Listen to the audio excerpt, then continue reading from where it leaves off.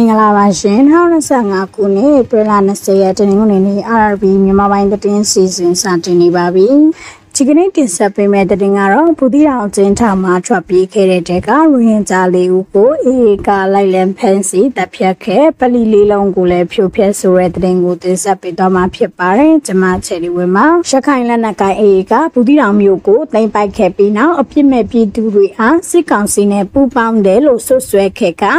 ဖမ်းဆီးထောင်ဒဏ်ချခံထားရတဲ့ရာနဲ့ကြည်တဲ့ရိုဟင်ဂျာလူငယ်တွေအနက်မှ20ကျော်ခန့်ဟာဧပြီလ23ရက်နေ့တွင်ဘူးသီးတောင်အကျဉ်းထောင်မှာထွက်ပြေးခဲ့တဲ့တဲကရိုဟင်ဂျာ၄ဦးကိုအေအေကလိုက်လံရှာဖွေဖမ်းဆီးတပ်ဖြတ်ခဲ့တယ်လို့သတင်းရရှိပါတယ်။အေအေကဘူးသီးတောင်မြို့ကိုထိန်းချုပ်ပြီးနောက်အပြစ်မဲ့ပြည်သူတွေကိုစစ်ကောင်စီနဲ့ပူးပေါင်းခဲ့ရဲဆိုပြီးမဟုတ်မမှန်ဆွဆွဲကရာနဲ့ကြည်ရိုဟင်ဂျာရဲသားတွေကိုဖမ်းဆီးထောင်ချခဲ့တဲ့အေအေထောင်တွေတွင်ညှဉ်းပန်းနှိပ်စက်ခံနေရတဲ့ရိုဟင်ဂျာတွေနေ့စဉ်နဲ့မျှသေဆုံးလျက်ရှိနေပါတယ်။အလောက်ကျန်းတွေလောက်ရတဲ့ကျန်းမာရေးအခြေအနေဆူဆူဝါဖြစ်နေစစ်ကူတာမှုတွေမရရှိသလိုလူတွေသေဆုံးရင်လည်းအစ္စလမ်ဘာသာရေးဓလေ့ထုံးစံအတိုင်းတကြိုပို့တားမြစ်ခံရတယ်။အေးတာဝန်ရှိသူတချို့ကအစ္စလမ်ဘာသာရေးဓလေ့ထုံးစံအတိုင်းတကြိုပို့ခွင့်ပြုတာတွေရှိပါတယ်။သူတို့တတ်မှတ်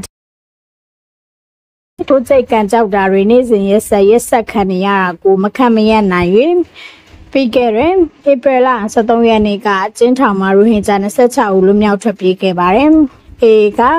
သူတွေကိုနေရာတိုင်းမှာလိုက်လံရှာဖွေနေစဉ်ဧပြီလ16ရက်နေ့တွင်ကကျင်းပကျေးရွာမှာ၄ဦးကိုတွေ့ရတဲ့ချက်ချင်းတပ်ဖြတ်ခဲ့တဲ့ကျန်းအလုံးကြောကြောင့်တဲ့သူအေတပ်သားတွေဝင်ရောက်ပြီးရှာဖွေနေတယ်လို့သတင်းရင်းမြစ်တစ်ခုကပြောပါတယ်။ထို့ပြင်2024ခုနှစ်ဇန်နဝါရီလတွင်ကစစ်ကောင်စီတပ်တွေကိုတိုက်ခိုက်မှုကြောင့်စစ်ကောင်စီတပ်တွေဆုတ်ခွာခဲ့ရတာနဲ့ဘူးသီးတောင်မြို့နယ်နိုင်ရကုန်းကျေးရွာအတွင်းသို့အေတပ်တွေဝင်ရောက်ပြီးနောက်အသက်36နှစ်အရွယ်ရှိဦးရွှေမောင်ရိုဟင်ဂျာလူမျိုးကိုဖမ်းဆီးကအေကတပ်ဖြတ်ခဲ့တဲ့တိုက်ပွဲအတွင်းလက်နက်ကြီးပစ်ခတ်မှုတွေကြောင့်လည်းစစ်ပေးရှောင်နေတဲ့ကျေးရွာသား3ဦးအသက်ဆုံးရှုံးခဲ့ရပါတယ်။တိတဲ့သူများမှာရမအူလာ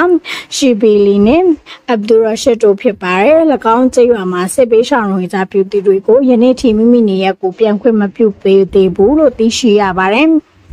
2024ခုနှစ်ဇန်နဝါရီလကုန်ပိုင်းမှာ